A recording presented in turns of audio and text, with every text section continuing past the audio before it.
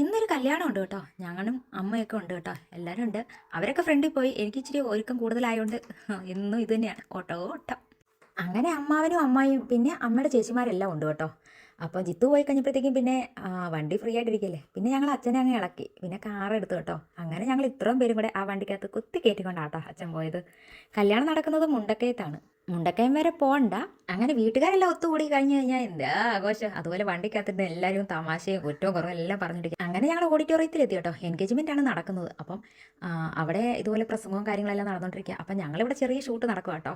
ഞാനും ഉണ്ട്, എൻ്റെ നാത്തനുണ്ട്, 2 വ്ളോഗേഴ്സാണ് ഇവിടെ ഇരിക്കുന്നത്. അപ്പം നമ്മുടെ ബാക്കി കസിൻസ് എല്ലാം വന്നുകൊണ്ടിരിക്കുക കേട്ടോ. ഞങ്ങൾ ചെറുതായിട്ട് അവരെ വിളിക്കുന്നുണ്ട്. കർഷക ഇടയില്ല, ജസ്റ്റ് വർത്താനം പറയാൻ വേണ്ടി മാത്രം വിളിച്ചേട്ടോ. വന്ന് എണീറ്റ് പോയി കഴിഞ്ഞാൽ സീറ്റ് പോകും. അതുകൊണ്ട് ഞങ്ങൾ എണീക്കാതെ മാറി അവിടെ തന്നെ ഇരിക്കുക കേട്ടോ. അങ്ങനെ നോക്കിയിരുന്ന് നമ്മുടെ ഫുഡ് വന്നു കേട്ടോ.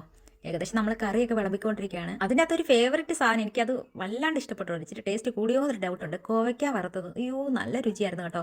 പിന്നെ നമുക്ക് പരിപ്പിന് പകരം അവർ ചെറുപയർ ചാറ് വെക്കും കേട്ടോ. പിന്നെ ഇറച്ചി, അച്ചാർ, പച്ചടി, അങ്ങനെ കുറച്ച് ഐറ്റംസ് ഒക്കെ ഉണ്ടായിരുന്നു കേട്ടോ. അങ്ങനെ ഫൈനലി നമ്മൾ ചോറിന് കഴിഞ്ഞു കേട്ടോ. പക്ഷേ എനിക്ക് എന്തോ ഒരു കുറവുണ്ടായിരുന്നു. അതുകൊണ്ട് ഞാൻ ഫുള്ള് തീർത്തില്ല. ഐസ്ക്രീം കഴിച്ച് അതങ്ങ് നിർത്തി. കല്യാണത്തിന് പോയി കഴിഞ്ഞാൽ 2 ഫോട്ടോ അത് കൺഫേം ആട്ടോ.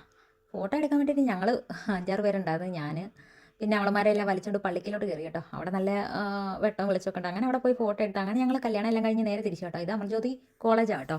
അതിൻ്റെ അങ്ങേറ്റത്തായിട്ട് ഇങ്ങേറ്റം വരെ ഞാൻ ഷൂട്ട് ചെയ്തുകൊണ്ടിരിക്കണം. കാരണം വെച്ചാൽ കോളേജ് കഴിഞ്ഞിട്ട് പിന്നെ ഹോസ്റ്റൽ അങ്ങ് നീണ്ട് കിടക്കുക, ഒരു അവസാനമില്ല കേട്ടോ, അങ്ങ് നീണ്ട് കിടക്കുകയാണ്.